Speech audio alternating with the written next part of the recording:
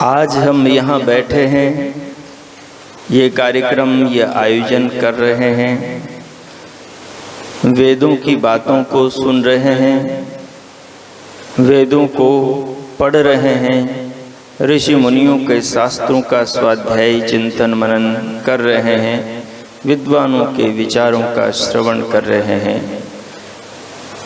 तो ये सौभाग्य मनुष्य के शरीर के प्राप्त होने से ही उदय होता है। विशाल विश्व के रचयिता विधाता ने धरती पर अपनी समस्त रचनाओं में सर्वश्रेष्ठ किसी रचना का निर्माण किया है तो वो मानव शरीर है। वो मानव शरीर हमें प्राप्त हुआ है। ये सबसे बड़ी खुशी की बात है। ये महान बिंदु हैं। इस बिंदु पर हमें विचार विनिमय चिंतन करना चाहिए कि मैं मनुष्य हूँ, ये कितनी बड़ी बात है। संसार में मनुष्य को छोड़कर अन्य किसी प्राणी के पास में ये अवसर नहीं है कि वो इन चांद सितारों के बारे में सोच सके, वो सूरज पृथ्वी के बारे में सोच सके, वो सागर सरिताओं के बारे में, वो पहाड़ पर्वत नदियों के बारे में सोच सके, वो खिलते हुए फूलों को समझ सके, वो मीठे फलों को समझ सके, वो अपने शरीर को जान सके, शरीर के भीतर की व्यवस्था को जानकर ब्रह्मांड को समझ सके। ये अवसर केवल और केवल मनुष्य को परमात्मा ने प्रदान किया है। ये मनुष्य का सबसे बड़ा सौभाग्य है। जो मनुष्य इस सौभाग्य को समझता है वो मनुष्य भगवान के मार्ग पर चलता है। जो भगवान के मार्ग पर चलता है तो वो भविष्य में, इस जन्म में या अगले जन्मों में कोई न कोई महान पद को पाता है। भविष्य में कोई देव बनता है, दिव्य आत्मा अपने आप का निर्माण करता है, कोई ऋषि बनता है, तपस्वी बनता है, महापुरुष बनता है और अपने जीवन के पाने के उद्देश्य को पूरा कर लेता है। हमें भी मनुष्य का शरीर मिला है।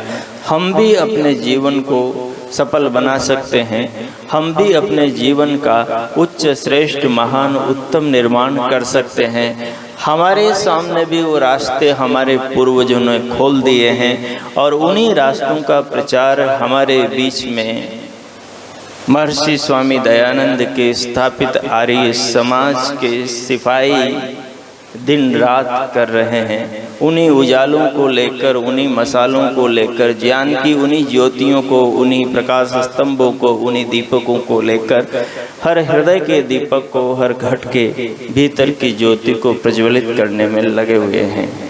महानुभाव जो अपने इतिहास को स्मरण करते हैं वो अपने पूर्वजों से जुड़ते हैं। जो अपने पूर्वजों से जुड़ते हैं वो अपनी कीर्ति को स्मरण करके अपने आप को फिर से कीर्तिवान बनाने का संकल्प ले सकते हैं। हम विगत दिनों से विचार विनिमय करते चले आ रहे हैं। हमने विचार प्रारंभ किया था, दुरितानि पराशुभ यद भद्रम तन्न आशुभ। महर्षि स्वामी दयानंद जी ने अपने वेदों के भाष्य में सबसे पहले इस मंत्र का हर जगह वर्णन किया, हर जगह इस मंत्र को दिया और वहाँ पर इस बात की ओर सबका ध्यान आकर्षित किया कि वेदों का उद्देश्य क्या है, आर्य समाज का उद्देश्य क्या है, आर्य समाज की स्थापना का उद्देश्य क्या है, मनुष्य के जीवन का उद्देश्य क्या है, इस विशाल विश्व का उद्देश्य क्या है, मानव शरीर का उद्देश्य क्या है, इस धरती का, आकाश का, जल का, अग्नि और वायु का उद्देश्य क्या है, इन आँखों का, इन कानों का, इन स्रोतों का, इस शरीर का, शरीर की एक एक कोशिका, ऊतक, कोष्ठक का, रक्त की एक एक कणिका का उद्देश्य क्या है।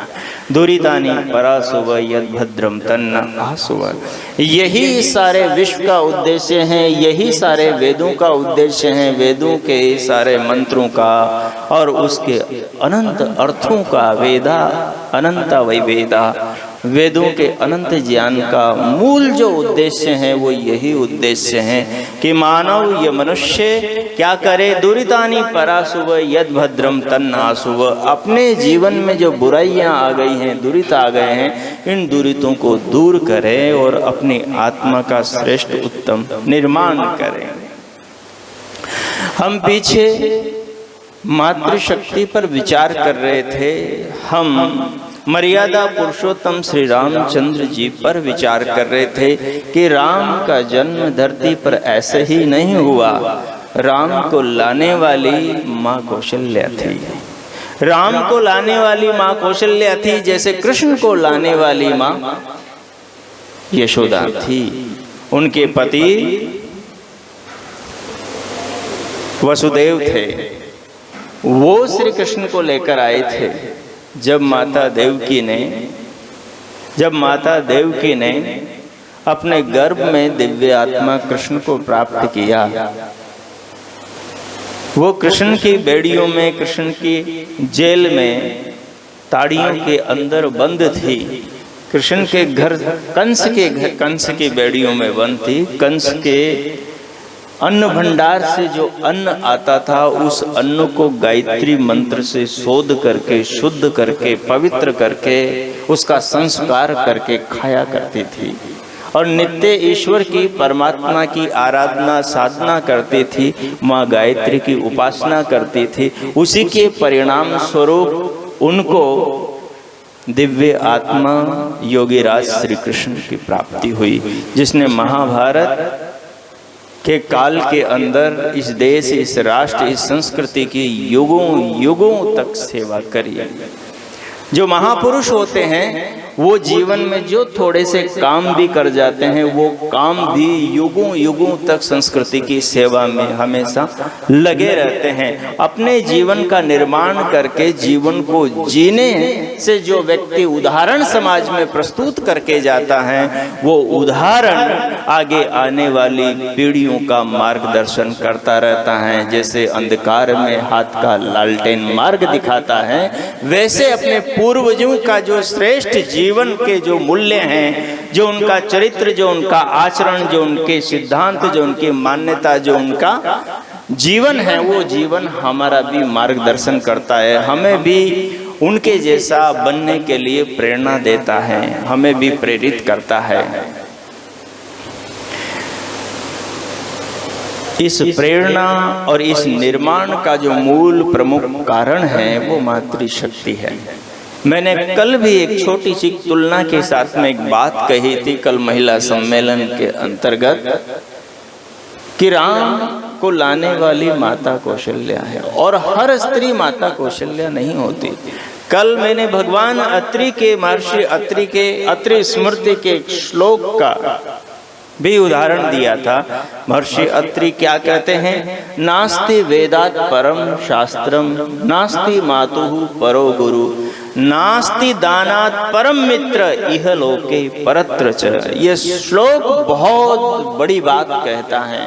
ये श्लोक व्यक्ति के जीवन के निर्माण का मार्ग दर्शाता है कि व्यक्ति अपने जीवन का निर्माण कैसे करे और धरती को उत्तम और श्रेष्ठ आत्माएं किस प्रकार से मातृशक्ति प्रदान करें। ये श्लोक कहता है कि नास्ति वेदात् परम शास्त्रम, वेद से बढ़कर इस धरती पर कोई श्रेष्ठ शास्त्र नहीं है। सबसे श्रेष्ठ जो ज्ञान का मार्गदर्शन करने वाला, जीवन का निर्माण करने वाला जो शास्त्र है, वो वेद है। क्योंकि वेद जो वाणी है, वेद जो ज्ञान है, वो साक्षात संसार को बनाने वाले भगवान का ज्ञान है। जिसने संसार को बनाया है, वही संसार की वास्तविक सूचना, वही संसार का वास्तविक ज्ञान दे सकता है। जिसने इस यंत्र को बनाया है, वो इस यंत्र के बारे में टिक टिक बता सकता है, क्योंकि वो इस यंत्र को जानता है, क्योंकि उसने इस यंत्र को बनाया है। इसका यंत्र का यूज कोई भी कर सकता है, लेकिन ये जरूरी नहीं कि यंत्र का यूज करने वाला यंत्र के भीतर की व्यवस्था को जानता हो, लेकिन यंत्र का निर्माता यंत्र के भीतर की व्यवस्था को जानता है। इस बात का ये प्रमाण है कि यंत्र के यूज करने वाला, प्रयोग करने वाला यंत्र का निर्माता नहीं है। माता पिता संतान को उत्पन्न करते हैं, संतान के शरीर को बनाते नहीं हैं।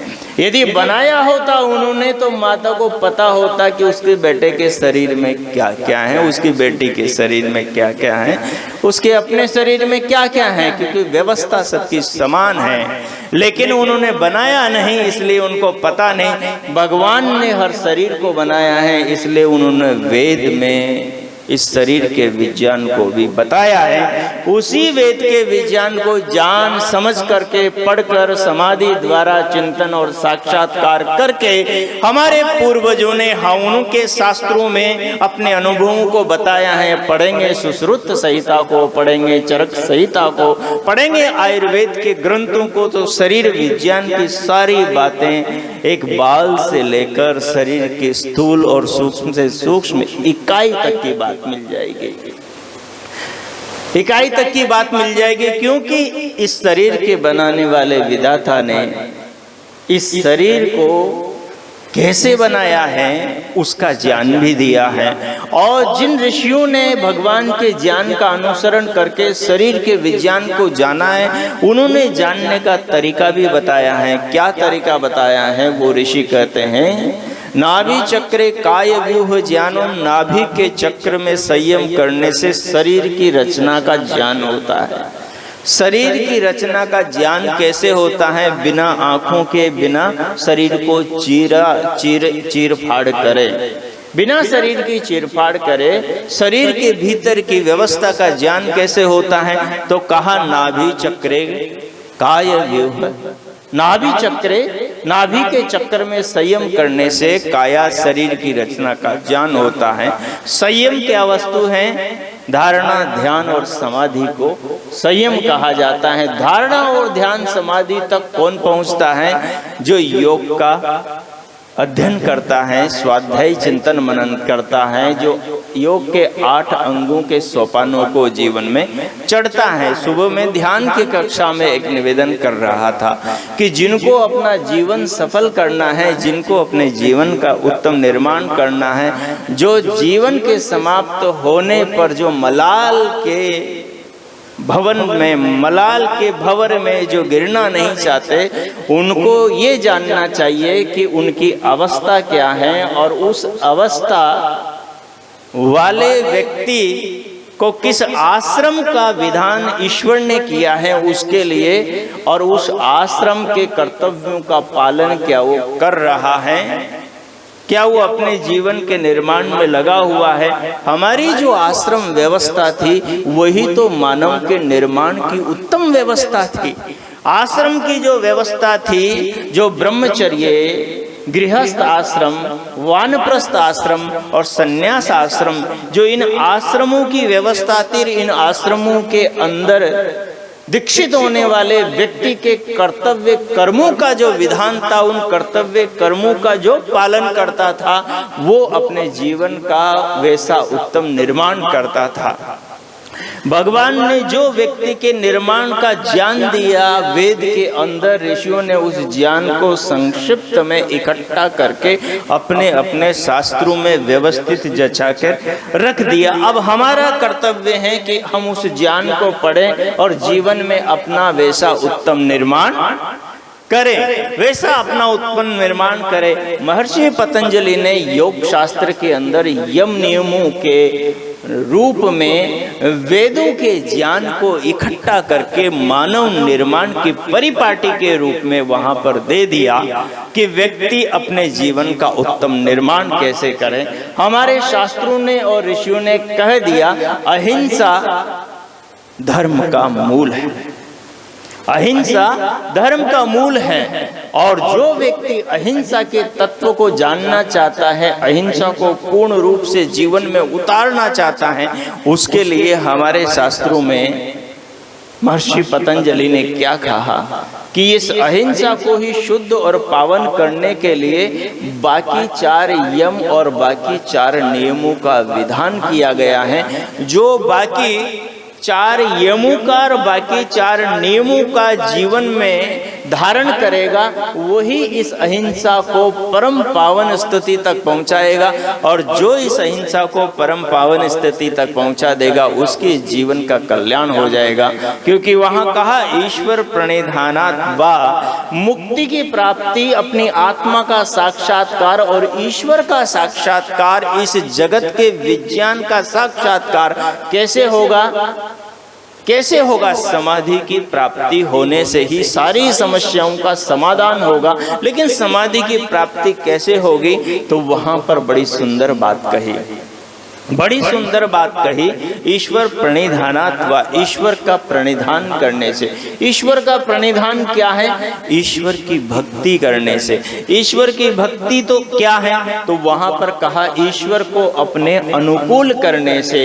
ईश्वर कब भक्त के अनुकूल होगा? जब ईश्वर के आदेश का भक्त जीवन में पालन करेगा। माता पिता के आदेश का जब संतान जीवन में पालन करता है तो माता पिता उस संतान को योग्य जानकर अपनी सारी संपदा का अधिकारी बना देता है, अपनी सारी संपदा प्रदान कर देता है।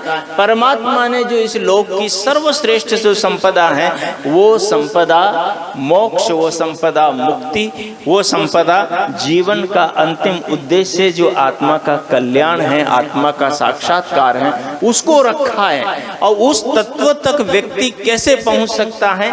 तो उसका रास्ता बताया, यम नियमों का पालन करना, यम नियमों का पालन करना। और यम नियमों के पालन के द्वारा ही व्यक्ति जिस अवस्था में है वो अवस्था जिस आश्रम के योग्य है, उस आश्रम के कर्तव्यों का वो पालन कर सकता है, जीवन का श्रेष्ठ निर्माण कर सकता है। माता कौशल्या ने जो संकल्प किया, उत्तम एक दिव्य आत्मा को धरती पर लाने का अपने गर्भ में आह्वान किया, उसके लिए उसने इस साधना का जीवन में धारण किया। जब उन्होंने ये संकल्प लिया था महर्षि तत्वमुनि के आश्रम में कि गुरुदेव, बार बार मेरा हृदय चित्कार कर मेरी आत्मा कह रही है कि ये जो समाज पर राक्षस राज रावण का जो अत्याचार हो रहा है, इस धरती को राक्षस राज रावण के अत्याचारों से मुक्ति दिलानी है, और उसके लिए इस पापी निशाचर पापात्मा दुरात्मा दैत्य रावण का विनाश करने वाली दिव्य आत्मा का आह्वान करना है। वो माता कौशल्या, कौशल देश की राजकुमारी, उस समय दर्शन शास्त्रों का अध्ययन कर रही थी। उस समय दर्शन शास्त्रों का अध्ययन कर रही थी। दर्शन शास्त्र जो वेदों की विद्याएं हैं, उन विद्याओं को 6 भागों में वर्गीकृत करके ऋषियों ने लिखे हैं। उन्हीं दर्शन शास्त्रों के अंदर ये तत्व है कि जीवन को और इस जगत को समझा कैसे जाए, जीवन को और इस जगत को समझा कैसे जाए, और इस आदमी को सच्चे अर्थों में आदमी कैसे बनाया जाए। जब तक आदमी इस बात को नहीं जान लेता, जब तक मनुष्य इस तत्व को नहीं समझ लेता कि वो आखिर क्या है, वो आखिर क्या है, ये जगत क्या है, उसके जन्मने का उद्देश्य क्या है। जैसे जैसे परमात्मा के इन रहस्यों को मनुष्य, नास्तिक मनुष्य भी जानने लगता है, वैसे वैसे वो आस्तिक बनने लग जाता है। जैसे जैसे वो आस्तिक बनने लग जाता है, वैसे वैसे ही परमात्मा के प्रति उसके हृदय में श्रद्धा और आदर बढ़ने लगता है। जो परमात्मा से जुड़ता है, जो परमात्मा के भीतर अपने हृदय के अंदर श्रद्धा भाव पैदा करता है, वो परमात्मा के आदेश को जीवन में धारण करता है। और जो व्यक्ति जीवन में परमात्मा के आदेश को धारण करता है, वो सच में दिव्य आत्मा बन जाता है, वो देवत्व को प्राप्त होता है। वही आगे जाकर कोई ऋषि दयानंद बनता है, वही आगे जाकर कोई गुरु विरजानंद दंडी बनता है, वही आगे जाकर कोई स्वामी श्रद्धानंद बनता है, वही आगे जाकर कोई रामचंद्र बनता है, और वही आगे जाकर कोई कृष्णचंद्र बनता है, वही आगे जाकर अपना उत्तम निर्माण करके अपने पूर्वजों की कीर्ति को अजर अमर करता है, अपने समाज का उत्थान विकास करता है, और अपने आप को भी अमर शास्त्रों के पृष्ठों पर अमर कर देता है। लेकिन कब? कब करता है? जब वो इस जीवन के वास्तविक मूल्यों को समझता है, इस जीवन के उद्देश्य को समझता है, इस जीवन के प्रयोजन को समझता है। इस जीवन का प्रयोजन क्या है? इस जीवन का, मनुष्य जीवन का प्रयोजन क्या है? सारे शास्त्रों को पढ़ेंगे तो सारे शास्त्र एक ही बात कहेंगे कि इस मनुष्य जीवन का प्रयोजन है दुखों से छूटना। दुखों से छूटना, दुखों से छूटना इस जीवन का प्रयोजन है। दुखों से छूटने के लिए ही तो ऋषि दयानंद घर को छोड़ करके बाहर निकले।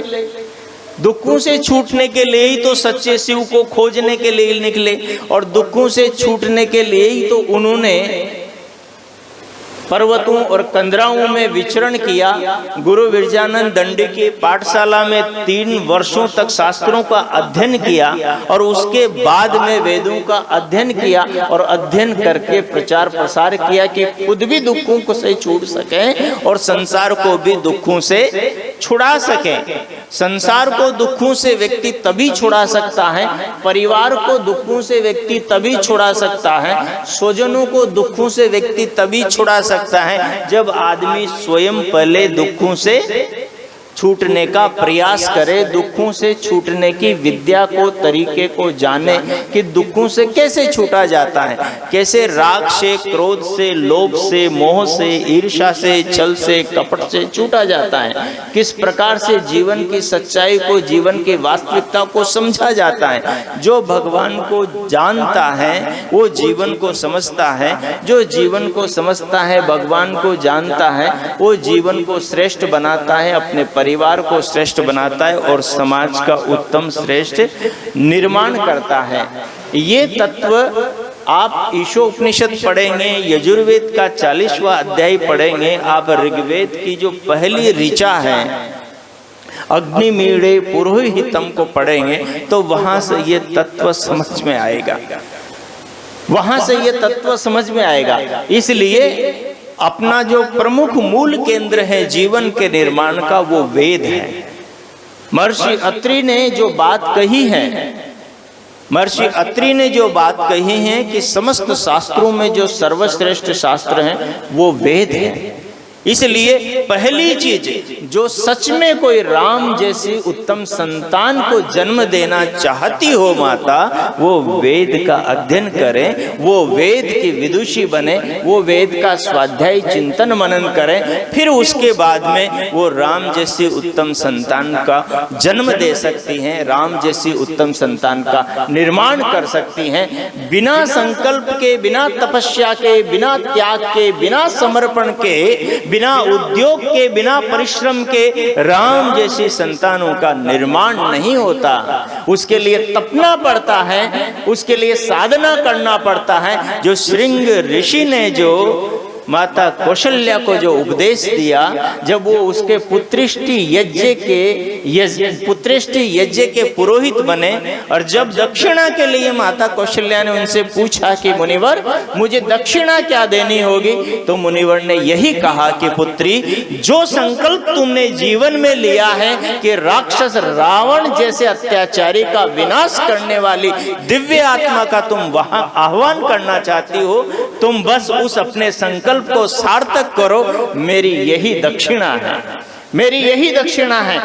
अब ये से इस संकल्प का जीवन के अंदर धारण करने वाली कोई माँ, कोई बहन, कोई बेटी तैयार हो और वो इस संकल्प को धारण करके वेदों का अध्ययन, स्वाध्याय, चिंतन मनन करे, तो फिर देखो उसके रगों के अंदर, उसके चित्त में, उसके विचारों में, उसके मस्तिष्क में, उसके अंतकरण के अंदर कैसे भाव विचरण करने लगते हैं। जिस आदमी के हृदय में जैसे भाव होते हैं उसके वैसे विचार, उसके वैसे संस्कार होते हैं। जिसके जैसे संस्कार, जैसे विचार होते हैं, उसके रक्त की कणिकाओं में वैसा ही प्रभाव जाता है, और जैसा जिसके रक्त की कणिकाओं में प्रभाव जाता है, उस रक्त से बनने वाला मांस, मज्जा, अस्थि, मेद, और अंत में बनने वाला जो शुक्र, शोणित, रजवीर्य है, जिससे आत्मा के लिए बनने वाले शरीर का निर्माण माता के गर्भ में परमात्मा करता है।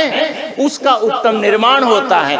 इतनी बड़ी साधना पिता को करनी पड़ती है, तभी कृष्ण जैसे महामानव ने अपनी भार्या, अपनी धर्म पत्नी से कहा, मां रुक्मिणी से कहा, देवी उसके लिए तो हमें 16 वर्ष की साधना ब्रह्मचर्य का पालन करना पड़ेगा, तब जाकर तुम्हें मेरी जैसी हूबहू संतान की प्राप्ति होगी, क्योंकि उसके लिए मेरी माँ जैसी तपस्या तुम्हें भी करनी पड़ेगी। बहुत एक आम साधारण सी बात है, जिनके घरों में गायें होती है, जिन्होंने गायों का पालन किया है, यदि गाय से अच्छा दूध चाहिए, अधिक दूध चाहते हो, तो हम क्या करते हैं कि उस गाय का संस्कार, उस गाय का संबंध वैसे ही नर बैल से करवाते हैं जिसकी माँ इतना अधिक दूध देती हो। जिस बैल की माँ जितना ज्यादा दूध देती होगी, उस बैल से जिस गौ का संबंध होगा, उस गौ के अंदर भी फिर उतना ही दूध होगा।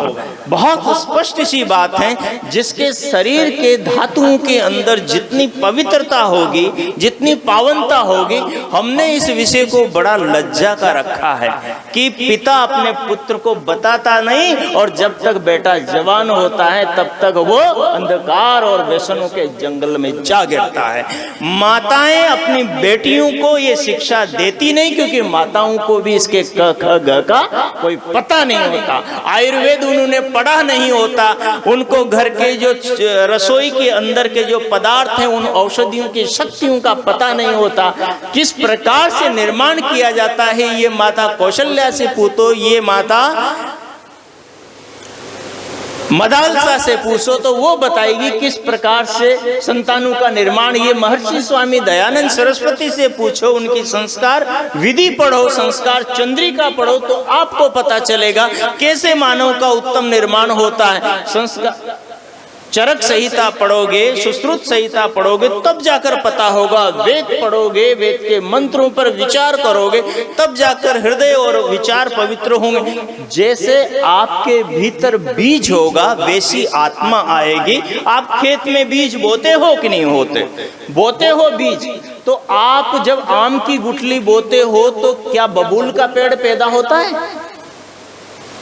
आम का ही होता है। जैसा बीज होता है, वैसी ही आत्मा आती है। यदि आपका बीज उत्तम भावनाओं से सिंचित है, उत्तम संस्कारों से पोषित है, यदि आपका बीज उत्तम भावों से, उत्तम चिंतन से, उत्तम परिश्रम से, उत्तम ज्ञान से सींचा हुआ है, तो अवश्य आपके अंदर वैसी आत्मा आएगी जैसी आत्मा माँ कौशल्या के गर्भ में आई थी। तो इसके लिए अपने को क्या करना होगा? इसके लिए अपने को मुनि अत्रि की बात को मानना होगा। मुनि अत्रि क्या कहते हैं? नास्ति वेदात परम शास्त्रम। बस वेद को परम शास्त्र मानना है, और वेद को परम शास्त्र मानकर वेद को पढ़ना शुरू कर देना है। वेद जटिल नहीं, बहुत सरल है, बहुत सरल है। कल परसों ऐसे ही कोई महानुभाव कोई एक बात कह रहे थे। वो कह रहे हैं परमात्मा की मर्जी से आत्माएं गर्भ में आती हैं। गलत है बात, ये गलत है बात। आत्माओं का तो आह्वान किया जाता है कि आपको के अब शराबी माँ बाप के घर में दिव्य आत्मा कहाँ से आएगी? लेकिन किसी आत्मा ने पिछले जन्म में कर्म ही ऐसे किए हो, कुछ कर्म तो अच्छे किए हो और कुछ कर्म बुरे किए हो, तो उन बुरे कर्मों के फलस्वरूप उसे ऐसे शराबी माँ बाप मिल सकते हैं। लेकिन अपने अच्छे कर्मों के कारण से वो आगे बढ़िया बन सकता है। इसलिए उत्तम कर्मों का सृजन करके उत्तम आत्माओं का आह्वान किया जाता है। सारी स्पष्ट व्यवस्था है। इसलिए पहली बात है कि वेद पर श्रद्धा लाई जाए, वेद का अध्ययन किया जाए। आपको पता है क्यों विकलांग बच्चे पैदा होते हैं? ऋषि दयानंद ने जो यजुर्वेद का भाष्य किया है, यजुर्वेद के भाष्य में कई सारे मंत्रों में इस बात को बताया है। जो स्त्री गर्भ काल के अंदर बुरा चिंतन करती है, राग द्वेष ईर्ष्या आदि से ग्रसित होती हैं, उसकी संतान विकृत होती है। जो स्त्री उत्तम चिंतन करती है और उस स्त्री की उत्तम व्यवस्था जो उसका भर्ता उसका पति करता है, उसकी संतान श्रेष्ठ उत्तम गुणों से युक्त हो रही है। महर्षि दयानंद ने तो वहां पर उन गुणों की चर्चा भी करी है। आप में से कोई उत्सुक हो तो मैं उनको वो मंत्र बताऊंगा, उन मंत्रों को आप पढ़कर देखिए और उन पर जीवन में अनुसंधान करके देखिए। हमने तो कई महानुभावों से अनुसंधान करवाया है कि इस परिपाटी का तुम अनुसरण करो और जैसी संतान चाहते हो वैसी संतान प्राप्त करो। लेकिन उसके लिए साधना करनी पड़ती, तपस्या करनी पड़ती, उपासना करनी पड़ती, वेदों का स्वाध्याय करना पड़ता है, यज्ञ हवन करना पड़ता है, विद्वानों का प्रवचन सुनना पड़ता है, खुद को भी तपना पड़ता है, तभी जाकर तो अंदर से उत्तम अपने आप का संस्कारों का निर्माण होता है। उसके लिए व्यक्ति को ऐसे बलिदान देना पड़ता है, अपनी बुरी आदतों का त्याग करना पड़ता है और सच्चे व्यक्तित्व का निर्माण करना पड़ता है। इसलिए आगे बड़ी बात अत्रि ने क्या कही? महर्षि अत्रि कहते हैं, नास्ति मातुहु परो गुरु, माँ से बढ़कर संसार में कोई गुरु नहीं। लेकिन कौन, क्या हर माँ तो वो भी थी जिसने कैकेयी के कान भरे, माँ तो वो भी थी जिसने राम को वनवास दिलाया, और माँ वो भी थी जिसने दोनों बच्चों को दोनों बड़ों भाइयों के सेवा में लगाया। माँ तो वो भी थी, और माँ आंखों पर काली पट्टी बांधने वाली गांधारी भी तो थी, और माँ सीता भी तो थी, लवकुश जैसे बच्चों को निर्माण करने वाली, जो पिता से बराबर तीर कमान लेकर युद्ध करने वाले थे, वो भी तो माँ थी। माता तो मदालसा भी थी जिसने अपनी इच्छा के अनुसार क्षत्रिय संतानों को उत्पन्न किया, और जब मन हुआ तो फिर ब्रह्मवादी संतानों को उत्पन्न किया।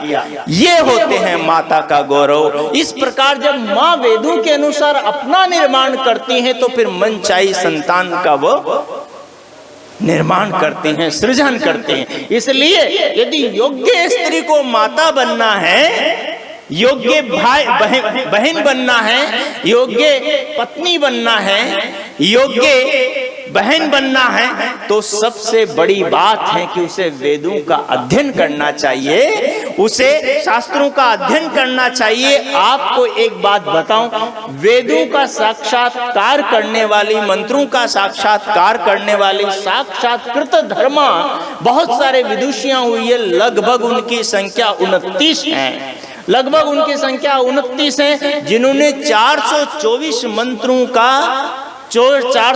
मंत्रों का साक्षात्कार किया है।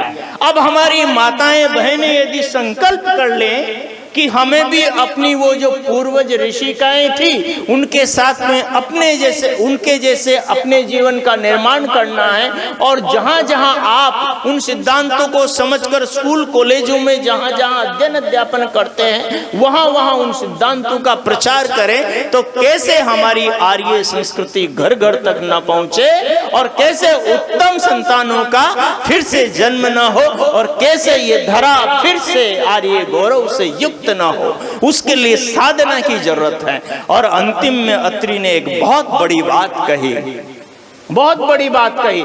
महर्षि अत्रि कहते हैं, नास्ति दानात् परम मित्र इहलोके परत्र च, और दान से बढ़कर संसार में मनुष्य का कोई मित्र नहीं है। दान से बढ़कर संसार में मनुष्य का कोई मित्र नहीं है। दान क्या है? ज्ञान का दान सबसे बड़ा है, विद्या का दान सबसे बड़ा दान है, और जिनके पास में विद्या है वो विद्या का दान करे, जिनके पास में धन है वो धन का दान करे, जिनके पास में ज्ञान है वो ज्ञान का दान करे, जिनके पास शक्ति है बल है वो परिश्रम का दान करे, जिनके पास वस्त्र है वो वस्त्र का दान करे, जिनके पास में समय है वो समय का दान करे, जिनके पास जो प्रतिभा जो योग्यता है वो उस योग्यता का दान करे, और समाज का श्रेष्ठ उत्तम निर्माण करे। जो ये दान करते समय, जो ये काम करते समय, ये जो योगदान करते समय, ये समाज का निर्माण करते समय, किसी संस्था का निर्माण करते समय जो व्यक्ति के अंदर संस्कार बनते हैं, कर्म को करते समय जो अनुभूति होती है और अनुभूति से जो संस्कार बनते हैं, उन संस्कारों से व्यक्ति का उत्तम श्रेष्ठ निर्माण होता है। इसलिए हमें क्या चाहिए, हमें वो संस्कार बनाने चाहिए। हमें वो संस्कार कैसे बनाएंगे, हम अपने अंदर हम दान करेंगे तब वो संस्कार बनेगा। आप दान कहाँ करोगे? यदि आप दान अपना एक शराबी को करोगे तो वो क्या करेगा आपके दान का, बताओ? जाकर बोतल पिएगा। और आप अपना दान यदि दुष्ट को करोगे तो वो क्या करेगा? समाज में दुष्टता और उत्पाद मचाएगा। आप अपना दान यदि विधर्मी को करोगे तो क्या करेगा? वो धर्म में अधर्म, समाज में अधर्म और अन्याय फैलाएगा। और आप अपना दान किसी आर्य को करोगे, किसी आर्य संस्था को करोगे, किसी वेद का प्रचार करने वाली संस्था को करोगे, किसी साधु सन्यासी तपस्वी को करोगे जो समाज के निर्माण के लिए अपने आप को आहुत किए हुए हैं, तो इस संसार का, इस सृष्टि का उत्तम निर्माण होगा, समाज का निर्माण होगा। अरे जब आप अच्छे होंगे लेकिन आपके आसपास बुरे लोग होंगे तो क्या आपको जीने देंगे? नहीं जीने देंगे। आपके आसपास का वातावरण भी आपको अच्छा बनाने के लिए दान देना होगा। दान किस चीज का दान? जो भी आपके पास में, हम 50 लोग हैं, किसी के पास में धन की क्षमता है वो धन का दान दे, किसी के पास में ज्ञान की क्षमता है वो ज्ञान का दान दे, किसी के पास में समय की क्षमता है, समय है तो वो समय का दान दे, जिसके पास में, किसी के पास में जमीन अधिक है तो वो जमीन का दान दे दे, किसी के पास में कोई नया कोई यंत्रों का वह निर्माण करता है, कोई न कोई उसका व्यवसाय, कोई न कोई वो प्रोडक्ट बनाता है तो उनका दान करें। और अच्छे काम, अच्छे कार्य की दिशा में जो लोग लगे हुए हैं उनका सहयोग करें। इस काम से अच्छे संस्कार बनेंगे, इस काम से अच्छे संस्कार बनेंगे। और यही संस्कार मनुष्य की आत्मा को स्थूल शरीर के छूटने के बाद में सूक्ष्म शरीर के साथ में अगले जन्म की ओर लेकर जाते हैं। मैं अभी रामायण का अध्ययन कर रहा था, एक छोटी सी पुस्तक पढ़ रहा था। उस पुस्तक को पढ़कर मेरे को बड़ा आनंद आया और उस पुस्तक को पढ़कर बहुत सारी भ्रांतियों का निवारण हुआ। हमें जो समाज के अंदर किंवदंतियां जो भिन्न भिन्न भांति भांति की सुनने को मिलती है कि हनुमान तो पूंछ वाले बंदर थे, और हमें यह पता ही नहीं कि हनुमान कितने बड़े वेदों के प्रकांड विद्वान, कितने बड़े प्रकांड विद्वान थे। हम समझते हैं कि ये तो वैज्ञानिकों ने जो आविष्कार किए हैं, इसके पहले तो हमारी भारतीय जो जनता थी, हमारा जो देश भारत देश था, वो कुछ भी नहीं था। और वेदों को गडरियों का गीत कहा गया, ये कितनी बड़ी मूर्खता है। लेकिन वेदों को पढ़ने वाले, वेदों के जानने वाले, रामायण काल के उन विद्वानों ने, उन साइंटिस्टों ने, उन इंजीनियरों ने कितना बड़ा कमाल किया है। रावण की लंका का जो वर्णन हनुमान ने किया है, उस वर्णन को पढ़ेंगे तो आप दांतों तले उंगली चबाते रह जाएंगे, आपके पैरों से जमीन खिसक जाएगी। जो उसने लंका का वर्णन किया है, वाह कितना अद्भुत वर्णन किया है। स्फटिक के ताले हुआ करते थे वहां पर, और पुष्पों के गृह था, पुष्प लताओं के गृह, पुष्पों से बने हुए गृह, ऐसे सुंदर सुंदर रचना है बहुत सारी, एक नहीं कम से कम 50 मैंने लिखी हैं। लेकिन आपके भी समय की सीमा है। लेकिन मैं आपसे कहूंगा कि वाल्मीकि रामायण का आप अध्ययन जरूर करें। यदि राम जैसा पुत्र चाहिए, यदि सीता जैसी पुत्री चाहिए, पत्नी चाहिए, बेटी चाहिए, माँ चाहिए, तो उसके लिए हमें अपने समाज का इस प्रकार का निर्माण करने की आवश्यकता है। और राम का निर्माण के पीछे वेदों का बड़ा योगदान है। भरत के निर्माण के पीछे वेदों का बड़ा योगदान है। शत्रुघ्न के निर्माण के पीछे वेदों का बड़ा योगदान है। जो भी हनुमान के निर्माण के पीछे भी वेदों का बड़ा योगदान है, क्योंकि राम मुक्त कंठ से हनुमान की प्रशंसा करते हैं। भरत लक्ष्मण को बोलते हैं कि हे भाई, मुझे लगता है ये सामवेद का बहुत बड़ा प्रकांड विद्वान है, अब बंदर विद्वान हो सकता है। और मुझे बड़ा आश्चर्य होता है, लोग कहते हैं लोग कहते हैं जब आपने बाली के पूंछ लगा दी तो फिर उसकी पत्नी के पूंछ क्यों नहीं लगाई, उसके भी लगानी थी। वो करें भूल गए। जब किसी हमारे आर्य समाजी विद्वान ने रामानंद सागर से पूछा कि भाई ये क्या गड़बड़ करी तुमने, हनुमान के पूंछ लगा दी, सुग्रीव के पूंछ लगा दी, बाली के पूंछ लगा दी, अंगद के पूंछ लगा दी, बोले इनकी देवियों के, इनकी माताओं और इनकी पत्नियों के पूंछ क्यों नहीं लगाए, इनके भी तो लगाते, और ये पूंछ की जरूरत क्या पड़ी। बोले पूंछ नहीं लगाता तो इसको देखता कौन।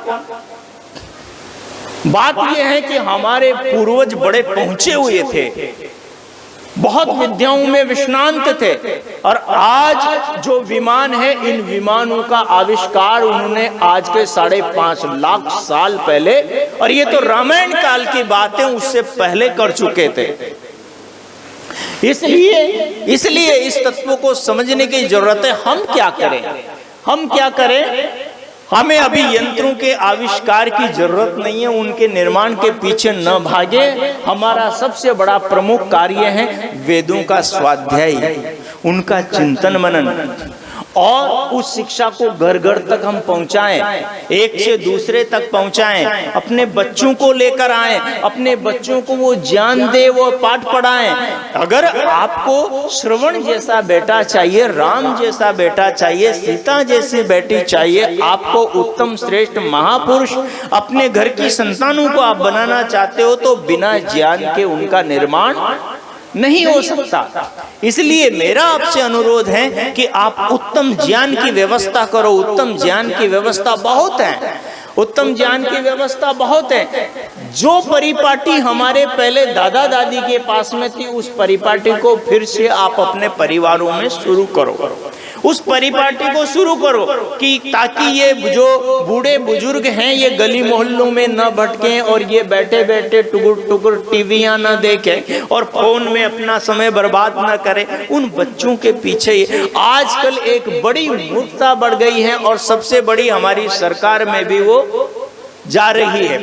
अब एक और भी नई अभी मेरे सुनने में आई कि अब जो विवाह की आयु है वो लड़कियों की 18 से हटाकर कितनी कर दी, 21, जबकि कम होनी चाहिए। क्योंकि बाहर जो वासना का प्रदूषण जो यंत्रों के माध्यम से फैल रहा है, जो बच्चों में और कन्याओं के अंदर जो भाव, जो परिपक्वता आती है, पहले जिस आयु में आती थी आज उससे पहले आ जाती है, तो विवाह की आयु तो पहले होना चाहिए, लेकिन उस चीज को और बढ़ा दिया। और इससे क्या होगा, पवित्रता कहीं नहीं बचती। क्योंकि स्कूल कॉलेजों में, यूनिवर्सिटियों में, विश्वविद्यालयों में जिस प्रकार से संस्कार और चरित्र की धज्जियां उड़ती हैं, क्योंकि उसका खुलेआम प्रचार ये यंत्र करते हैं।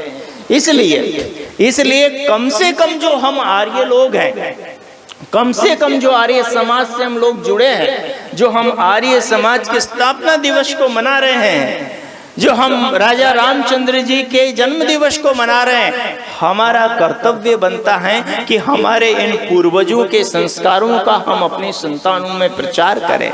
हम अपने बच्चों को पढ़ाएं, लिखाएं, उन्हें समझाएं, और उनसे कम से कम, ज्यादा नहीं तो महीने में एक बार परीक्षा लें, महीने में एक बार परीक्षा लें। हमारे जो विद्वान पुरोहित हैं ये भी व्यस्त हो जाएंगे, और आपके बच्चे संस्कारवान हो जाएंगे, और उसके बाद में ये भी मस्त होंगे, और आपके घर में भी आनंद होगा, आपके घर में भी सुख चैन होगा। यदि आपकी संतान आपकी बात मानेगी, आपका आदर करेगी, आपका सम्मान करेगी, आपका आदर सम्मान होगा, तो आपके हृदय में भी खुशी होगी। या फिर आपकी संतान शाम को शराब पी कर आएगी, आपको गाली निकालेगी, आपकी निंदा करेगी, आपके सामने आपस में बच्चे लड़ेंगे भिड़ेंगे, फिर उसके बाद में घर का क्या हाल होगा। यही हाल तो हुआ था ना महाभारत के बाद में। जो श्री कृष्ण जी का जो परिवार था उसके अंदर भी तो ये हुआ था, क्योंकि श्री कृष्ण की जैसी माता हर एक उनके परिवार के सदस्य की माँ तो नहीं थी ना। भाई जो कृष्ण जी के निर्माण के अंदर माता देवकी ने अपना योगदान दिया, वैसा योगदान उस समय की हर माता ने तो नहीं दिया। यदि उस समय की हर माता ने वैसा योगदान दिया होता तो कृष्ण एक नहीं अनेक होते। यदि जैसा योगदान माता कौशल्या ने जैसे संकल्प से राम का निर्माण किया, वैसे संकल्प से यदि और भी स्त्रियों ने अपनी संतानों का निर्माण किया होता तो राम एक नहीं अनेक होते। आज भी हम यदि संकल्प करें और यदि उत्तम इस प्रकार की यदि एक व्यवस्था बनाई जाए, इस प्रकार के शिविर लगाए जाएं और उन पर बड़ा परिश्रम किया जाए और इस प्रकार से धारणा बना ले, संकल्प लें, कुछ इधर से पुरुष तैयार, कुछ इधर से युवक तैयार हो, इधर से कुछ युवतियां बहनें तैयार हो और वो इन शास्त्रों का अध्ययन करें, इन पर परीक्षाएं दें और अपना इस पर उत्तम निर्माण करें। जैसे आप डॉक्टरेट की पढ़ाई करते हो, जैसे आप इंजीनियरिंग की पढ़ाई करते हो, जैसे आप और कुछ पढ़ाई करते हो, तो इन पर जैसे आप साल लगाते हैं, सालों खर्च करते हैं, पैसे खर्च करते हैं, परिश्रम करते हैं, जब जाकर आपको डिग्री, आपको अच्छे परिणाम मिलते हैं। उसी प्रकार से यदि जीवन के निर्माण पर भी हम इस प्रकार की पाठशालाएं लगाएं, मेहनत करें, पुरुषार्थ करें, तो देखिए उसका कितना अच्छा उत्तम परिणाम निकल करके आएगा और समाज का श्रेष्ठ उत्तम निर्माण होगा। तो मेरा आप सबसे यही अनुरोध है कि महर्षि अत्रि के इस श्लोक पर ध्यान दें कि संसार में सबसे उत्तम जो व्यक्ति के निर्माण का साधन है उसका नाम वेद है, ठीक है। और अपने आप को श्रेष्ठ उत्तम माँ बनाने का जो साधन है स्त्री के लिए वो वेद है। और ध्यान रखें, यदि पिता उत्तम नहीं होगा तो माँ उत्तम होकर अकेली क्या कर लेगी, ठीक है। पिता उत्तम नहीं होगा तो माँ बिचारी अकेली उत्तम होकर क्या करेगी, वो सुबह शाम शराब पी कर आएगा, गालियां निकालेगा, बुरा व्यवहार करेगा, जीवन तरीके से नहीं जिएगा, तो स्त्री अकेली क्या कर लेगी। इसलिए जितना आवश्यक पुरुष के निर्माण की आवश्यकता है उतनी आवश्यकता स्त्री के निर्माण की, जितनी स्त्री के निर्माण की उतनी आवश्यकता पुरुष के निर्माण की है। तो दोनों का उत्तम निर्माण हो। और वेद सबके लिए है, वेद सबके लिए भगवान ने वेद रूपी ज्ञान दिया है। तो हम वेद के द्वारा अपना स्वयं का निर्माण करें और निर्माण करके इस राष्ट्र का निर्माण करें, परिवार का निर्माण करें, विश्व का निर्माण करें। और एक बात जिसकी ओर फिर से मैं ध्यान दिलाना चाहूँगा, क्योंकि जहाँ आप बैठे हुए हो ये इतना बड़ा उत्तम आयोजन हुआ है, जहाँ आपके लिए उत्तम ज्ञान की भी व्यवस्था करी है, ज्ञान के साथ में भोजन की भी व्यवस्था की है, भजन भोजन की भी सारी व्यवस्थाएं की हैं। उसके लिए धन की अत्यंत आवश्यकता होती है। इसलिए यहाँ पर एक बड़ी अच्छी बात कही है कि नास्ति दानात् परम मित्र इहलोके परत्र च। तो उनकी बात को मैं भी आपसे निवेदन कर रहा हूँ कि संसार में मनुष्य का पक्का मित्र कौन है, जो उसके साथ में सदा रहता है। महाभारत क्या कहते हैं कि मनुष्य बलि सागर के बीच में टापू पर खड़ा हो, वहां समस्या में उलझ जाए, या घनघोर बिहड़ जंगल के अंदर फंस जाए आदमखोर पशुओं के बीच में, लेकिन जो उसका धर्म है, जो उसका उत्तम कर्म है, जो उसका दान है, जो उसका मित्र है, वो वहां भी उसका साथ देता है, वो वहां भी उसकी मदद करता है। इसलिए जितना अपना सामर्थ्य है उतना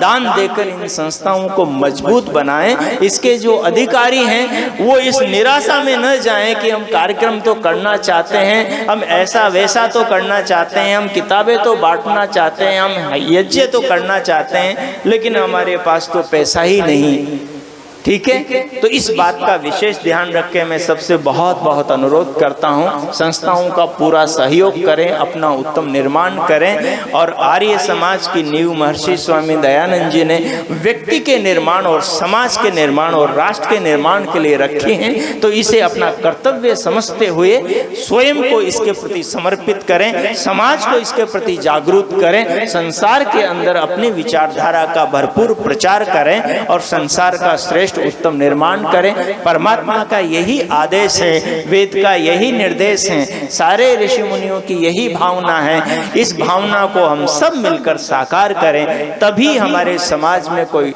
राम उत्पन्न होगा, कोई दयानंद उत्पन्न होगा, तभी हमारे समाज में शांति और अमन होगी, तभी हम आर्यों का विस्तार और विकास होगा। और हमारा समाज का जब निरंतर उत्थान होगा तो हम लोगों के अंदर एकत्व भी होगा, हम लोगों की संख्या भी अधिक होगी, तो कभी भविष्य में जाकर हमारा राज्य भी होगा। और जब हमारा राज्य होगा तो संपूर्ण वसुधा के ऊपर वेदों का प्रचार भी होगा और सब और अमन और शांति सुख होगा, वैभव होगा, किसी चीज की कोई कमी नहीं होगी। इस स्वप्न को हम देखें और इस स्वप्न को साकार करने के लिए अपने आप को इस कार्य के लिए समर्पित करें। आप सब ने बहुत ध्यान से मेरी वार्ता को सुना, इसके लिए मैं हृदय से आपका बहुत बहुत आभार और धन्यवाद व्यक्त करता हूँ।